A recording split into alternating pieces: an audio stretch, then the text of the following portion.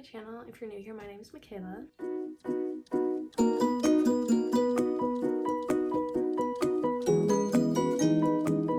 It is currently 10:47 at night, the 29th, so literally the night before. Lots happening, but I just finished a book today that I wanted to include in this video, and then I was gone the rest of the day, so I couldn't film this until now. So I read, hold on, let me count. I feel like it was a good amount, 80 books. That was really good of me. I'm proud of myself for that. Well, I technically read 7 and listened to 1, but I'm still counting it as reading it because I know what happens in the book, so why wouldn't it be reading, you know? Anyways, I am just going to get started by putting the books in the right order. I read a couple on my Kindle, which is great. I do want to keep making use of my Kindle because I have it, but I also want to keep working on these books, and I am proud of myself for doing that. I feel like if I do get a book part of the series, like the Magnolia Park series, I've been working on that. I got the Once Upon a Broken Heart series. I've started it. Surprise, I started it. And let's see, my book of the month books, I've been good on that as well. Well, let's just start the wrap up. The first book that I read was Bane. Guys, she is so good at writing this love triangle. I don't know who to pick. I really don't. Like, this back and forth between current timeline and then past timeline, so good. So good. I was on a wild ride with this one, truly. And I can't believe it took me this long. But I am really excited for the third book that comes out in November, I believe. I think the 12th, maybe? Skyshade. I'm not ready for that one, I will say. And I like that it will be a green cover because the first one's red, this one will be blue, and the next one's green. The special edition is like a pinky, I think, like a red-ish orange. I don't really know, but I want the green one. So anyways, I gave this a 4 stars because I liked it a lot, but I haven't really thought about it since, so sadly I did not give this a 5-star. Also, I really like the cover. It's so cool, and I wish I had the hardcover in the first book. I did highlight a bit in here, oh my goodness, especially like finding out stuff. Anyways, 4 stars for this one. The next book I read was on my Kindle, and that was number 2 of Part of Your World. I still need to read Part of Your World first, but I don't have it, and I could read yours truly. So I read that and it made me cry, and if a book makes me cry, you better believe that it is a 5-star, and that is what I rated it. It was so good. Oh my goodness. I need to read the synopsis to you because I don't think I could put it into words. Why am I gonna start crying again? It is Brianna and Jacob. It goes back and forth between their POVs. A novel of terrible first impressions, hilarious second chances, and the joy in finding your perfect match. Her brother needs a transplant and they need a perfect match, and they have not been able to find this perfect match. At the beginning of the book, Brianna thinks that Jacob was hired to take her place or be in competition to be the head of the hospital, basically, and that's not what he was hired for. Well, I guess kind of, in a way, just to show that she has the competition, because it's really just a show because she's been there for a really long time, and the head of the hospital didn't want people to be like, well, she only got it because she was the popular rep, basically. So he hired Jacob to be that competition so that she would be seen as earning the place. So anyways, there's that whole misunderstanding between Brianna and Jacob, and then there is an incident in the elevator, hallway, whatever, and Brianna passes Jacob, bumps into him, knocks his phone out of his hand, it breaks, so he follows her into her brother's room at the hospital. So he doesn't know that it's her brother at first, and then he kind of goes in there and is like, you bumped into me, and she's like, don't care, why are you talking to me, basically, because she already doesn't like him. So anyways, that was the first impression of the meeting, and then he leaves, and then she leaves to go into a supply closet, and then he winds up going to that supply closet, sees her crying, and then is like, leaves, comes back with stuff to take care of her. and it's so cute. It is adorable. They end up writing little sticky notes and letters, buying special parchment for each other to write the letters on, and it is so adorable. And one of the things that she tells him is that she's always wanted to be signed off in a letter as yours truly. So I thought that was really, really cute, and I loved the communication and the way that they just talk all the time. I think in this one he ended up reading in the rain because he goes to a cabin and he doesn't have service there, so he goes to a cafe and sits in the rain. Anyways, it's just so adorable, and there's fake dating, and it's just adorable. So 5 stars for yours truly. Now this next one I might get a little hate for not loving. I'm sorry, but I did not love it. Yes, I did highlight a few things in here, but I just didn't like all the I'll hurt him just because he hurt me and all the messing around with other people. Why are you doing that? You love each other and then you're hurting each other by doing that. And then she has a completely different boyfriend? Really? I'm sorry. But there were some things to like about it, but a lot that I didn't like.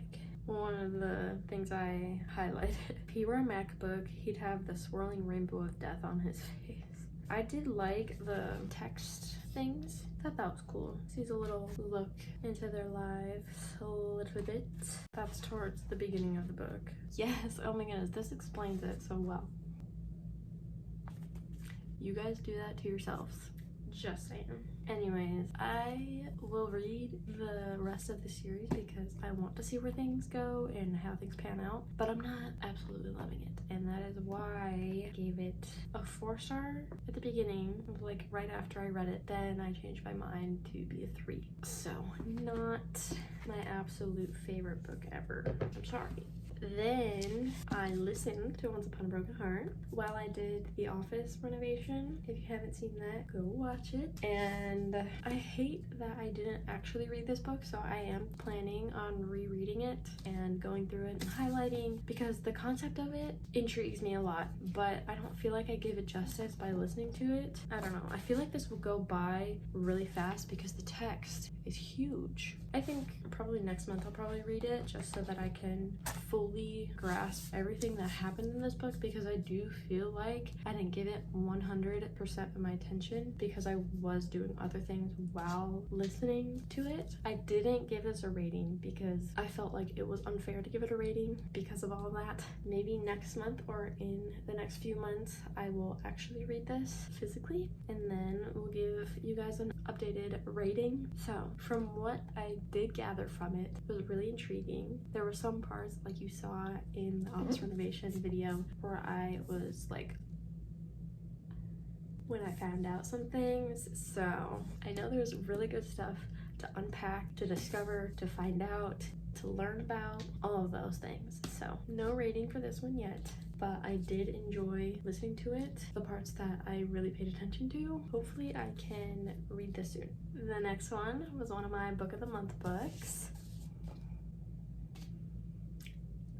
I love this book. It is Forbidden Romance Between a Witch and a Witch Hunter. And if you know Rachel Catherine and her book Girlies, where they have a book club, and their copy down in Australia is called The Crimson Moth instead of Heartless Hunter, because that is what the witch in the book is called. They did a book club and they absolutely loved it. So that in turn made me hop on the trend of this book, because I've heard so many good things about it too. Like, I don't know why I took so long in picking this up. Oh my goodness, there's such cute quotes in here. The Crimson Moth saves the witches that the Blood Guard Gideon is purging, or trying to purge. So he is trying to figure out if she's the Crimson Moth or not, and she is trying to get information from him about the witches that he has in captivity. So they're fake dating each other to try to get something from the other person, basically. So, oh my goodness, the tension in this, so good. And that is why it deserves a 4-star. The next book that I read was another book of the month book, A Fate Inked in Blood. This was such a fun concept, but at the same time I feel like it dragged on, but I really liked it for what it was. At the beginning I didn't really understand like what was happening or what was going on, but then things got going and I was like, oh my goodness.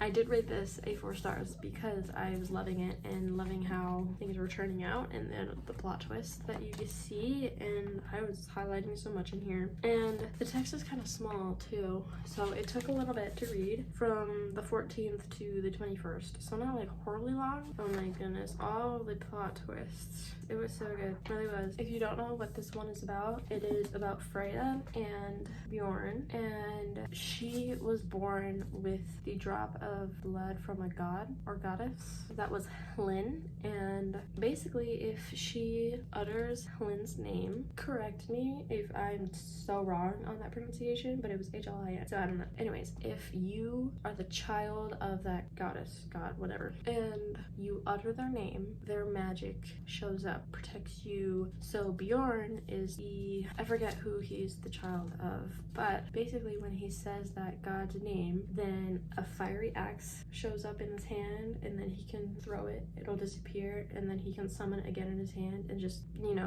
just keep going. When she utters the goddess's name, Hlyn, if she's holding a shield or anything really, I guess, her magic shows up as a shield to protect her. So one day, I think it starts out where she is at the river and her husband comes. He's horrible to her, so he gets mad at her. I forget about what, honestly, could have been about anything, but basically he is the child of a fish god or whatever, the ocean god, so he can summon fish onto the shore. So then he tells her to take care of all of them, like skin them, get them clean, whatever. But right after he leaves, she's throwing them back in the water, the ones that are alive, because it's a huge waste. So anyways, she's doing that, and Bjorn shows up in the river, and she's like, who are you? You look like the son of whatever his god's name is, I forget. So that's one point in the story where he keeps like going back at her like, but you called me beautiful because you think I'm the child of whatever that god's name is. The banter is really cute between the two of them. But right after that, she is bringing some fish to her mom and her brother, and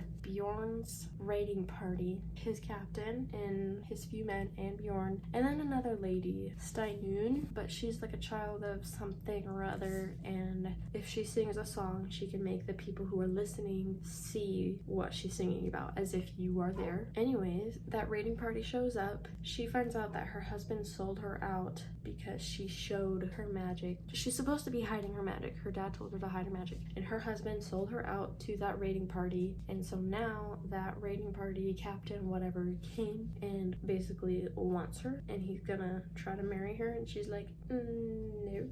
So he has his son Bjorn, of course, fight her to the death, and that is when he is swinging at her and she puts up her shield, utters that goddess's name, and then that impact from his axe to her shield just blasts him away. And then everybody knows she is the shield maiden that has been prophesied about. So that guy, not Bjorn, the dad, I forget his name, and then he already has a wife, Ylva, and she is capable of blood magic.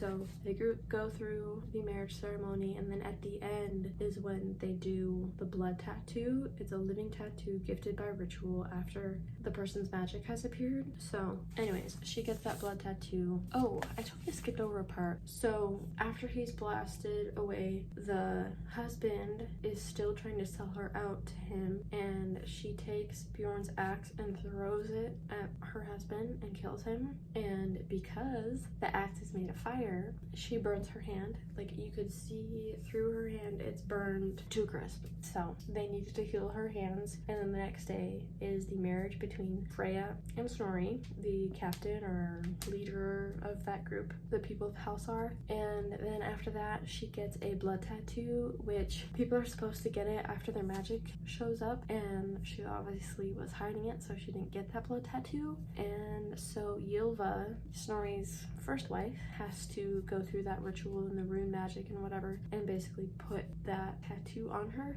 And so one of them is over her scarred hand, and I think another on this side. She has 2 tattoos, I believe. So anyways, that is how she becomes part of the Halsar tribe, and she has to fight the people of Nordaland because these people are from Scotland, but the people from Norderland want her. Everybody wants the Shield Maiden, basically, so everybody's attacking the people of Halsard, but most importantly, Norderland. So that's where it lands off. I know I just went on and on and on and on about that, but I wanted to explain that to you more in depth so you understand and maybe give it a go. The next book I read on my Kindle, it was called Numbers Game. So basically, you are rated on your everything: how you look, how you dress, how you are organized, all your grades, your interviews, your work, all the things. You are given a rating on that. There is the day called the rating day, and then everybody goes in, they get their rating, and then they get a implant in their forehead, and it ranges from, I'm assuming, 0 to 1,000. I don't really know what the highest number is, but the lower numbers are red, the middle numbers are yellow, and then the higher numbers are green. So in order to be with somebody that you love, you have to be within 100 points of each other. Trina is her name, and then Declan, and then there's Vance. So it's kind of like a love triangle-ish type of deal. They go through the rating day. Her boyfriend gets such a high rating. It's not as high as the Empress. The only way that you can become Emperor or Empress is if your rating number is the highest out of everybody. So the Empress at the current moment became the Empress at 18, and nobody has gotten a higher rating since. And you find out why along the way. Her boyfriend gets a number of 942, and so she needs at the lowest 842.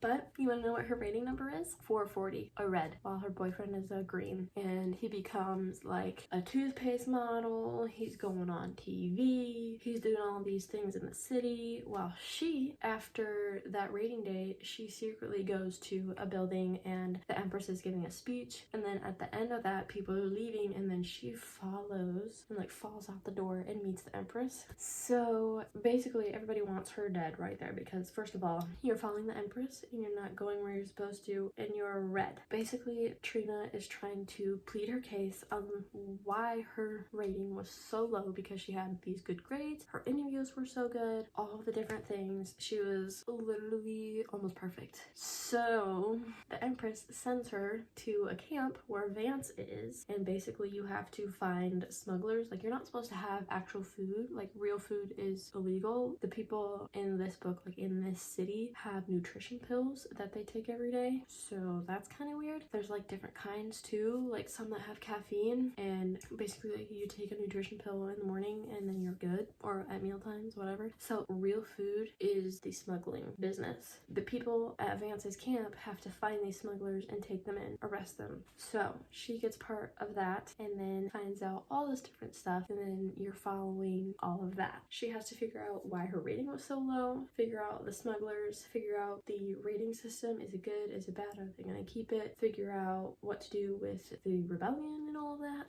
and then also what to do while she is stuck at that camp. So a lot to unpack there, but I did feel like, I don't know, it didn't feel original to me, so I did rate it a 3 just because I feel like I've seen stuff like this before. But the rating part was pretty interesting, and I'll probably continue. I mean, it's only the first one, and let's see, how many are in this series? Okay, there's quite a bit in this series actually. So there's so many. There's Point 5, Richard's story, which comes before Numbers Game, the first one, which I read. Chan's story, 1.5. Numbers Ignite, 2. So that's already 4 books. 2.5, Ruby's story. Numbers Raging, Numbers Game 3. Numbers Ascending, Numbers Game Legacy number 1. Numbers Collide, Numbers Game 5. So 8 books for all of that. I don't know what's gonna happen with that series, but I did read it on my Kindle. I didn't check to see if the other ones were on the Kindle yet, or on Kindle Unlimited or anything. So we'll see how far I get into that before I have to get the books or don't. I don't know. But that was Numbers Game. Then the last one that I finished today. Daisy Hates. I'm sorry that I'm not loving this series. I really am. I wanted to love it so bad. Hence why I bought pretty much all of the books except for one that I'm missing, which I didn't know that I was missing, but I need to go back to the store and get. Because yes, I'm going to continue. First of all, I feel like she's just like Magnolia in the fact that if she gets hurt, she's gonna hurt right back by messing around. And I found that very annoying. I found that very hurtful to their relationship, and I just did not like that she was doing that. And she hated Magnolia for what? You're doing the exact same stuff and her brother is a gang lord, so there's that whole thing that happens with him and a heist or whatever you want to call it, job, I don't know. He wants his money back, so. And then there is Romeo and Christian, and you get Daisy's point of view, Christian's, and Julian's. And I didn't highlight like a whole bunch in here, just like once in the blue moon type thing. But again, in here there's the text messages part. I like that. And then also in Daisy's POV, we get the little things at the bottom where if she says something, the great tragedy of Romeo and I, 93, or at least one of them, like those types of things. I thought that was cool because you get a little bit more of who she is. And then Christian and Julian's, they don't have that, but I do need to finish up this last little piece. I don't know if it goes into the next book or not, but I don't know because it has a B on the front or on this page, so I didn't know if this was talking about Magnolia or not. So do need to finish that last little bit up and then I'll be officially done. But yeah, I think I gave it a 3-star as well. Yeah, I gave it a 3-star because I just don't like when girls do that. I don't like when guys do that. I find it very annoying, and I wasn't all that invested in her story or them being together. I don't know, I just didn't feel a deep connection to any of the characters at all. So that is all of them. And I'm so proud of myself that I did it. 8 books. I'm so happy. And then tomorrow I need to edit this. Actually, I probably should start tonight. I need to edit it and then film my July TBR. So I've almost been filming for 40 minutes and it is 11:30 at night. So I need to get going on at least rough cutting tonight and then I can finish it all up hopefully by 3. So I'm going to put these books up, pick out my July TBR for the next morning. Maybe not. I'll save it for tomorrow.